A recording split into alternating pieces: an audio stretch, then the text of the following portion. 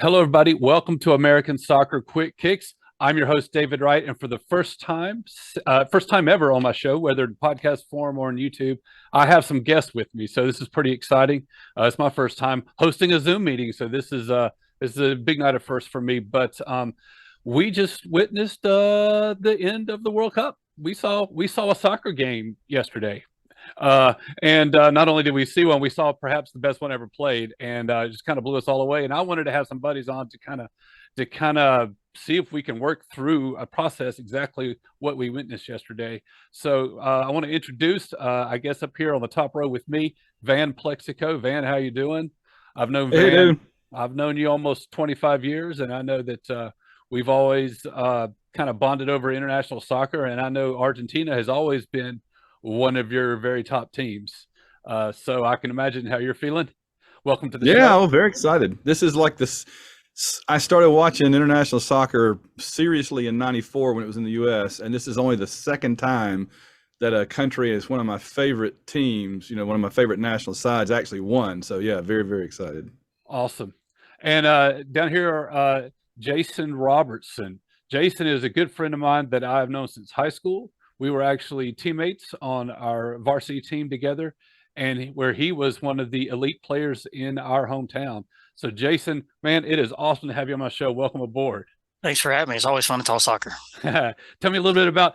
I want to ask you your relationship with the sport. I know that your Yep. full answer could probably go on a full No, hour, I'll but give do it. us the short version here. I could do it really quick. Well, first of all, I was one of the kids from Vietnam airlifted after the war to America. I'd never seen the sport of soccer because of growing up in the South. Football dominated, American football. But I fell in love with the sport at about 10 years old, played rec, then played travel, played college, played one season indoor pro. Now I've coached for the last 20 something years. I've coached rec, coached travel, coached high school. So I've been around the sport quite a bit. And as an adult, I'm going to return 52, supposedly, as we don't know from my orphanage papers. But I've played for the last 40 years. And I will have to say, without a shadow of a doubt, of all the coaches, of all the games I've coached, played, participated in, officiated, whatever it may be, yesterday was probably a lifetime thing I'll never forget. It's probably the best game I've ever seen, witnessed. Okay, so you touched a little bit on your story there. Your story is amazing, but what I want to do is I want to have you back on our very next episode, and I want to really dive into that because the story is incredible, and I think it can be inspiring to a lot of people. So, if you hang with me, I'll have you right back on the show. Sounds We'll good. talk about that next time. But today we're talking about the World Cup final. So, guys, who wants to go first? Van, tell me, what are you feeling today, and walk me through your experience yesterday. Well, the interesting thing to me about that World Cup was it was the first one held in Asia since 2002, and the first one ever held in the Middle East. And what that meant was there was no like home continent advantage. I mean, Saudi Arabia got an upset kind of as a home continent, home region advantage. I said home peninsula advantage for that one, but you really didn't know who was favored, right? Because historically, when they go to a new area, Brazil always seems to be the team that travels better. They were the first ones to win in Asia, and I expected them to kind of do it, and especially when Argentina fell on their faces in the first game. But they kind of regrouped like Italy in '94. They regrouped, they pulled it together, and man, they were a freight train coming down to the end. And that game, I mean, that would have been an incredible game in any context, but in a World Cup final, to have a game like that where France never led, but yet they were never out of it. I mean, they were always, well, for the first 80 minutes, it seemed like maybe they were out of it, but and I think interesting too, it was clear that Argentina's plan was just to come out and punch France in the mouth. And it almost worked, right? I mean, it got them 2 goals, but just like with the Netherlands, Argentina can play 80 minutes of great soccer and 10 minutes of, oh my gosh, the whole thing's about to collapse. So It's true for the United and States then too. The United States record would be a yeah, lot better if we only played 40-minute halves, I think. yeah, it's true. And I guess the last thing I would say, kind of introductory here, is just that we do have to acknowledge. I like how Roger Bennett put it. He said that this was a glorious World Cup with a heart of darkness. and kind of have to acknowledge that too, because this will go a long way toward kind of papering over the bad stuff. Hopefully we'll have a good taste in our mouth, but we can't forget the insidious way that it came to be there and all the bad stuff that went on behind the scenes. That kind of was a damper on it all the way through. So I want to follow up on that a little bit. I don't want to dive too deep into the negative side of things, but there's definitely that aspect to it. But before I respond to any of that, I want to bring Jason in. Jason, you referred to this for someone who has either played, coached, watched, I don't know, untold thousands of soccer matches. You say this one might have been a once in a lifetime experience. Definitely. Just because simply everything that you could think of in a soccer match happened in that match.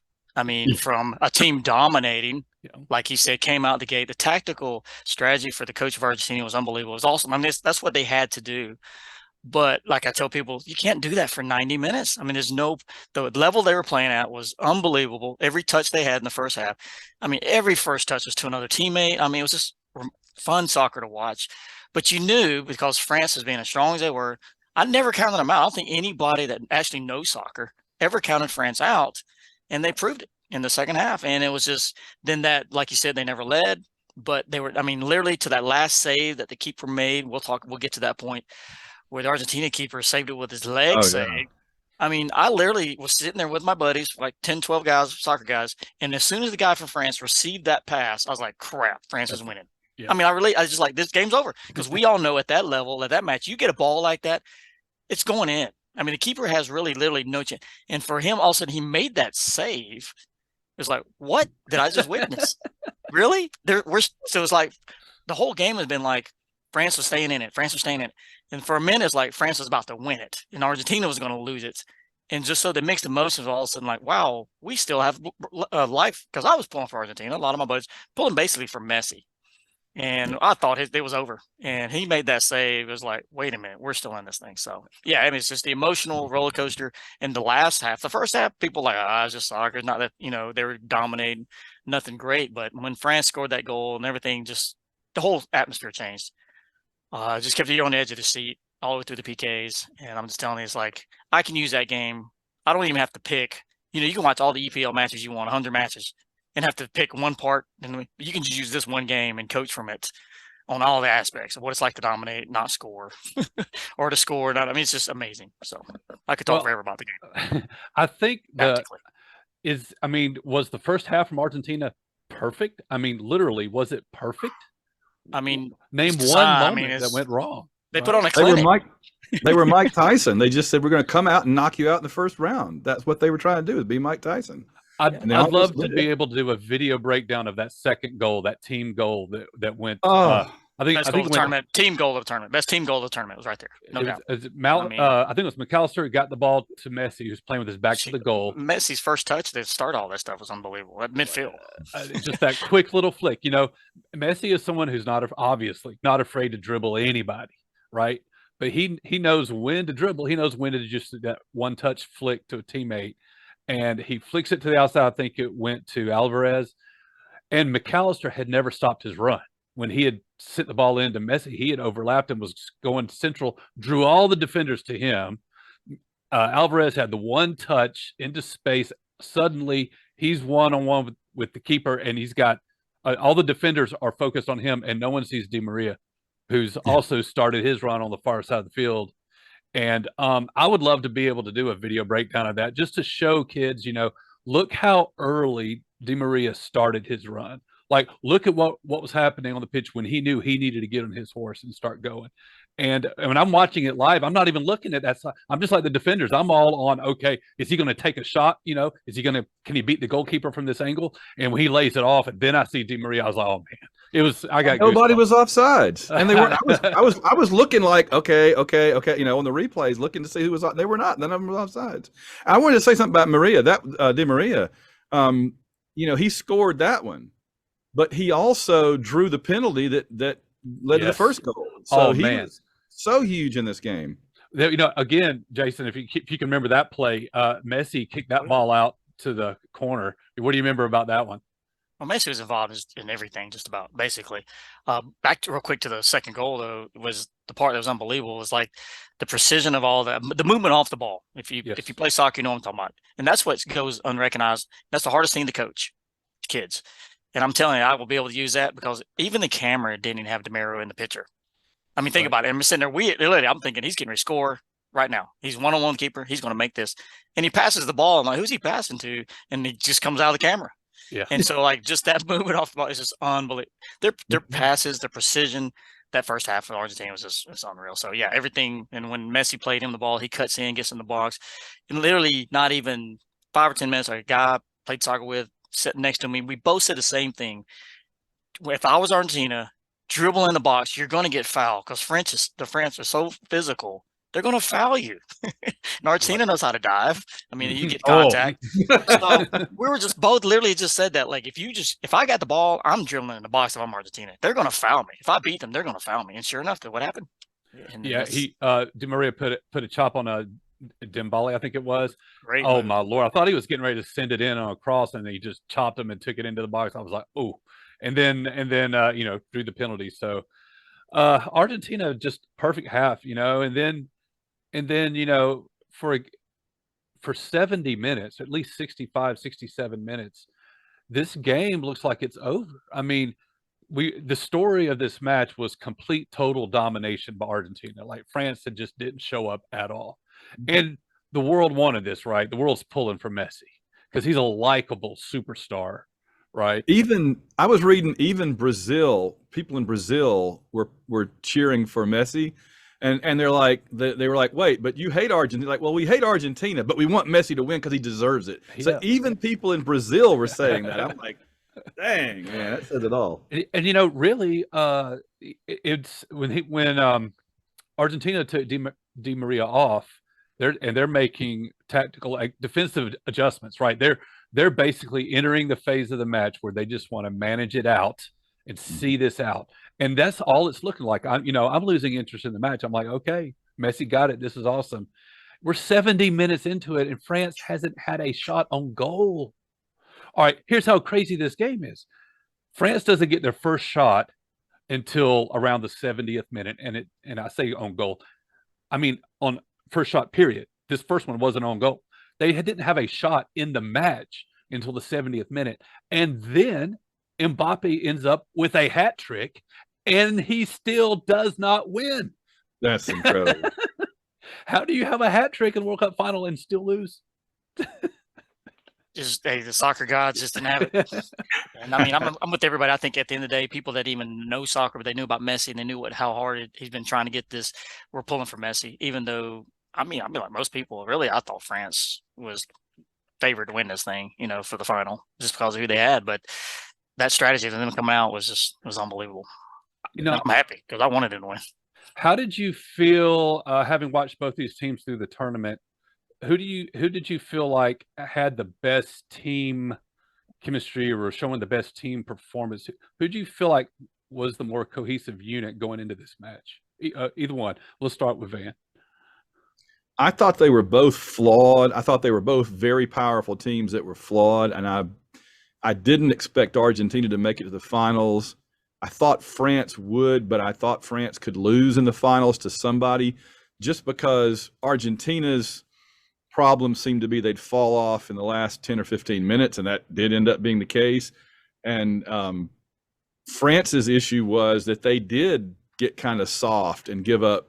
They were not the juggernaut they were 4 years ago, or they have been in the past. So I had France in the finals, probably against Brazil or something. And so I was surprised that both of them were able to kind of put it together and be dominant for stretches of the game when they needed to get that far. But that's how you win a World Cup, is you find a way to be the most dominant team in the tournament for at least some phase of several games in a row, I agree, Van, spot on. I honestly, up until when Brazil lost, because I really was like Van, I thought Argentina would get to the Brazil game, have to play Brazil, and they'd go home.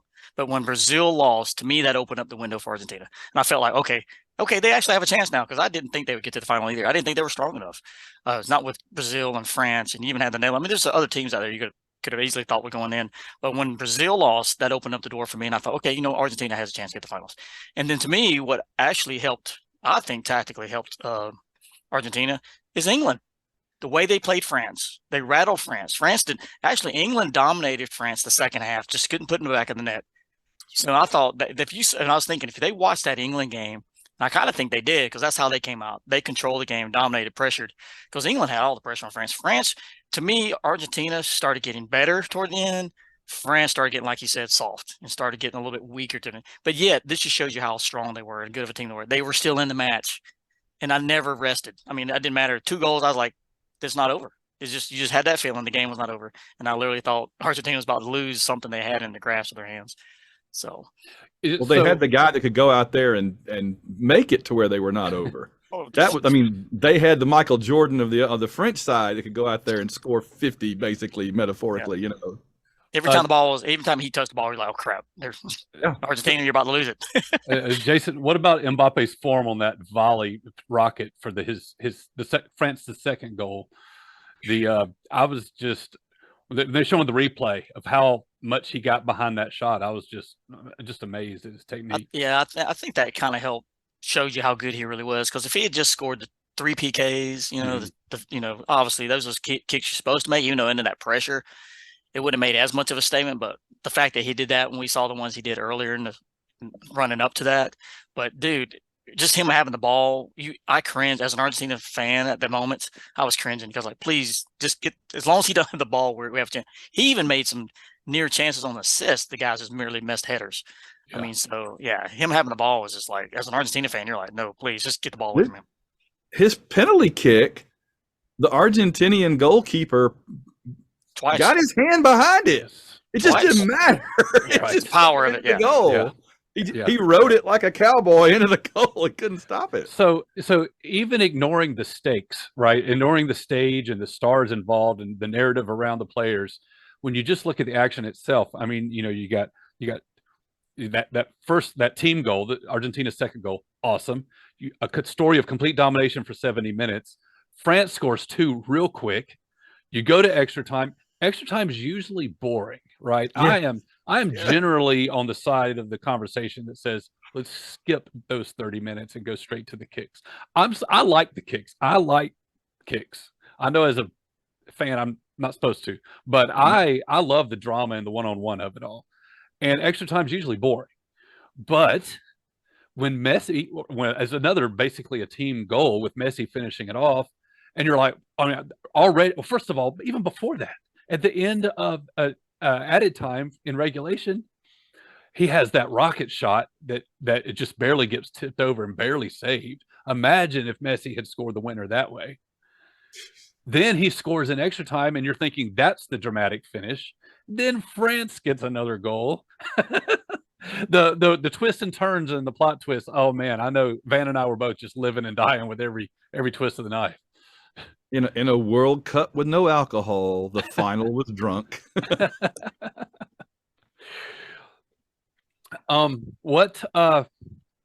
What amazes me is not only did we get such an amazing game, but when it happened, I mean, how many times are the star players, hyped up? Is the game marketed around these personalities? But then it's always an unsung hero, someone you don't expect that actually delivers the goal or whatever, delivers the heroics. But to have the actual stars have huge games in the biggest game involving the biggest player for the biggest trophy, his career's coming to an end. This is the one thing he doesn't have. Everything about it, right? The stage, the stakes, the stars, the star performances, all of that together. And you get a crazy match with all these twists and turns.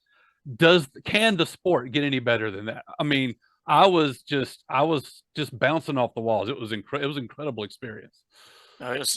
My input on that is definitely, I mean, Messi did deserve to win it because I think his team came around him more. France relied too much on Mbappe. And I think if let's just be honest, if he didn't have the contribution that he had in that game, France wouldn't have scored. I mean, France wouldn't have been in it. It had the attacking opportunities. Whereas Argentina, it wasn't just Messi scoring, So I think at the end of the day, that's what I would tell the teams I coach. It's a team sport. It's not an individual sport. And fortunately for Messi, even with the penalty kicks and all that stuff, look, the keeper made a save. I mean, it was a really more of a team effort for Argentina. It had to be because France was just so strong. But I think when it came to team effort, that Argentina came to play a little bit more as a team, and it showed. I mean, and yet it showed how strong he was because one kick, France could have won the game. So, well, the story with Messi's international career with Argentina, it's not always been a smooth relationship. And I think there have even been World Cups in the past where I don't know if anybody in the locker room was really considered themselves an ally with Messi. And he bumped heads with the coach and with the federation, and he either threatened to quit or did quit international soccer at one point until there was a change. And of course, among the fan base, no one's letting go of Diego Maradona, right? And so they are now. Well, it took this, I think last year with him winning Copa America, and with this tournament, everybody knowing that they've witnessed a special athlete and a special career, and this is the one trophy that's eluded him. But I think you do see. I mean, I see a stronger relationship between Messi and his teammates and his manager and the fans and the people of Argentina. I think everybody around the world has come to embrace him, and I think maybe part of that is because, by all accounts, he's he's just like a really humble guy, and he's a likable player. Well, and he spent his whole life in Spain, and so when it just gave the Argentinian fans, when they wanted to be down on it, if he had been winning World Cups every 4 years, they would say nothing bad about him. But because it wasn't happening, they had something to be down on him about, which is that, well, he's not really Argentinian, he's Spanish, and all that. And so they had kind of like found ways to emotionally distance themselves, I think. But now that this has happened, I think even going in before this, they were starting to kind of pull him back to their bosom, and a little more affection. And that makes sense. I understand. That's just sports fans, all over the world. We're all the same. Well, I want to go ahead and kind of wrap this up here in the next few minutes. But tell me, like, what do you think this does? What do you think this can do for the sport in America? I mean, what do you think that this is going to resonate with the general sports audience, or can it? Or I mean, I guess just what I want to capture is just this feeling that this is the sport at its absolute peak, and you don't have to be a soccer fan, right? Because this is just sports drama. Between the narrative and the stakes and the action that was going on, I would think that anybody could get into this. Thoughts? Yeah, I mean, honestly, I hate to be negative about it, but America has so many options when it comes to sports. And if you don't grow up in the culture and bred in you like these other countries do, it's really ever going to be hard for America to embrace it the same way the other countries do. Will it be popular? Yes, it can be. But I mean, even this World Cup, America made progress, but it didn't win over a lot of people because we got outed. So, I mean, it's like, I think it's hard for the average sports fan in America to understand, well, how can we be so good? How can we have such great athletes and we can't be successful in soccer? Well, my answer to that is a long conversation. Maybe I can have you on for an episode about that. I think there's a lot about the player development system in America and how we treat it from the grassroots all the way up. And that's going to be a very hard battle, very hard tide to turn, I think. It is. But we're used to high scoring sports too. I mean, soccer is not a high scoring sport. No. People like life, it's just it's an American mentality more than anything. It's nothing against the sport. I love the sport watching, but people are going to watch it because it's a great sport. It's the biggest sport in the world, and it's coming to America next time. So they're going to watch it. Does that make them walk away being fans? That's where my issue is. You can enjoy watching a sport, but becoming a true fan, it's not so easy. That's true. That's what I was going to say is football is coming home, and I can't think of a better way for it to lead off coming back here than the way it did, right? If the final match had been a total dud, then the leading over into ours in 4 years wouldn't have been, I don't think, or 3.5 wouldn't have been nearly as exciting. But now we've got, like, we're energized, right? We're excited about this incredible way that this World Cup went, and now we've got something to shoot for to try to put on a show somehow as good and big. And it's going to have 48 teams, so I mean, it's almost March Madness. It's just going to be incredible across 3 countries, the whole continent. So I can't think of a better way, to bridge over to our World Cup than this. Yeah, I agree. Keeping that retention is going to be hard, though. Like 3.5 years of this kind of momentum. That's but true. Before David finishes out, you got to think too, though. America doesn't have that icon soccer player though yet. I know if you ask somebody outside of soccer who Pulisic is, they're not going to know. If you're a soccer fan, yes, you do. But I'm saying, but you can ask a non-soccer person who Messi is, they know who he is. Does that make sense? Mm-hmm. So that's where America, we've got to find that person that America can look to. And when you say the word soccer, they're synonymous with it. And we kind of had that with Landon Donovan back in the day. That's close. People didn't know soccer, but they still knew who Landon Donovan was. But I hate to say right now, people, Chris, great player, but does everybody know outside soccer? Well, hopefully I can wrap back around to what I was about to say, but it took me a long time to get excited about this World Cup. The fact that it was being held late in the year really kind of threw me off. We're into college football. We're into the holiday season. And it didn't feel like the World Cup was about to start happening. And then when it did, it's got a lot of negativity, Van, that you were touching on before about some of the real world details of how Qatar got the match, what happened in Qatar as they were preparing for the World Cup, and all that stuff. I really don't want to get into, but there's a lot of very horrible things that surround this tournament off the field. And I am thankful that it actually turned out to be great in terms of its on-field action. But I wasn't sure I was really going to be able to get into this World Cup when it was starting, and beyond the U.S. matches, obviously. But man, from the quarterfinals on, it got good.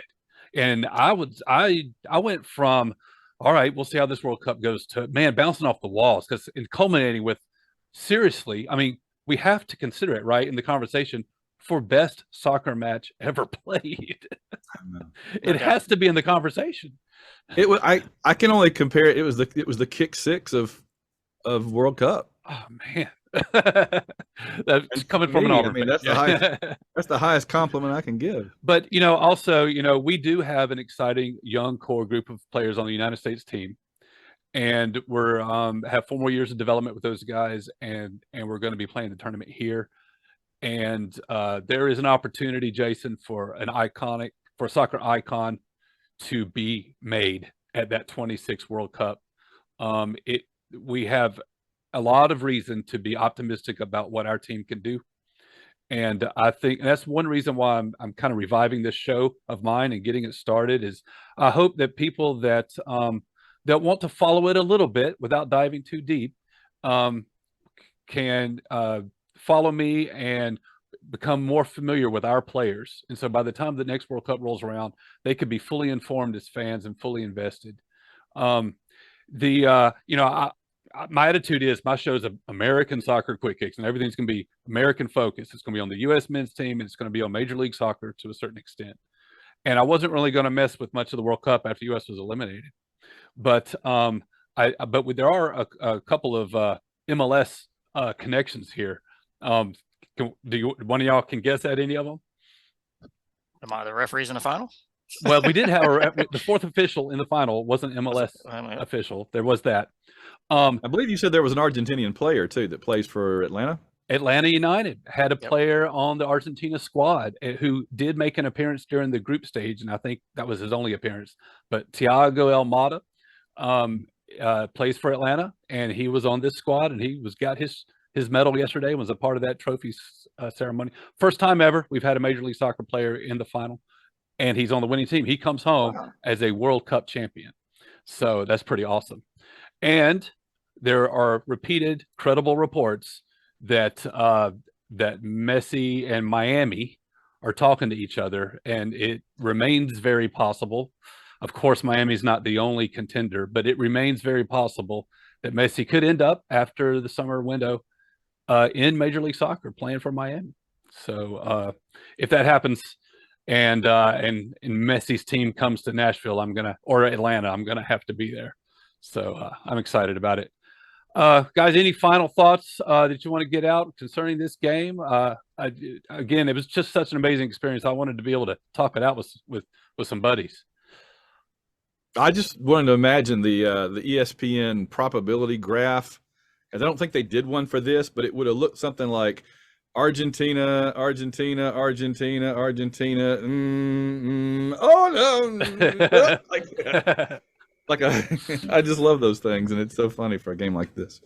Your sports drama, Jason. Yeah. Any final thoughts? It was a great game to watch. I hope it draws some enthusiasm for people that don't watch soccer. I mean, the only parallel I can think of it. But to me, I personally, if I had to tell another sports person that's watching doesn't know a lot about soccer, the coolest thing about that match is you can imagine if you're a basketball fan, it'd been like Michael Jordan about to retire in an NBA final, and LeBron James is at the bottom, just coming in as a rookie, playing his first NBA final. I mean, that's kind of what it was like, really, because Messi and Pape is from their teammates, and he's kind of passing the torch. Mm-hmm. So. But you had cool. two greats, two teammates. A lot of people forget that they're actually teammates on their club team. Crazy, and the stage was set, and it couldn't have been set better for soccer. And I hope it does ignite something with the U.S. But we U.S. has to, like you said, David. Maybe they need to take your advice. Start promoting players 3 years from now. Start promoting them now, so we kind of even know who they are. Yeah. By the time the match gets here. All right, guys, we'll go ahead and wrap it up right here. And they're gone. Okay, sorry about the sudden exit there. I got cut off before. So Van and Jason, I want to thank them both for coming on the show. They're both awesome dudes, great soccer fans, and I always enjoy talking about soccer with them.